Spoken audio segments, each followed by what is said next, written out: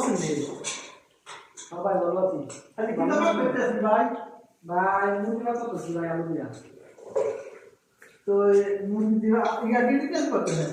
আইছি ঘন্টা আমি গেছি। পাকশাক চলতেছে হ্যাঁ? হ্যাঁ হাতটা কথা ভাই। রান্না বাড়া ঠিক মতো পারি না। এই যে কথা একদিন লবণ দিয়ে খেয়ে থাকে, একদিন হলুদ দিয়ে খেয়ে থাকে, এই অবস্থায়। নতুন রান্না অবস্থা বাড়া খাই নাই। নতুন অবস্থা আইছি। যা কষ্ট মষ্ট করে খাইতেছি। আমি একদিন লবণ বেশি যাই হলুদ বেশি দিই না। লবণ দিয়ে খেয়ে থাকে, একদিন হলুদ দিয়ে খেয়ে যায়। এ 10 দিন 12 দিন একদিন কম হবে একদিন বেশি হবে ইয়ার আস্তে আস্তে বুঝে যাবে।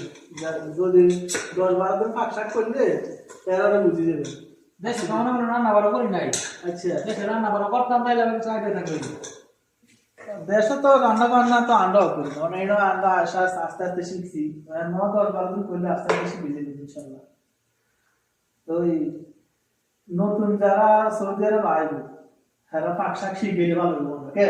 ভাত শাক শিখে গেলে তো ভালো খাইতে পারবো আরামে। আচ্ছা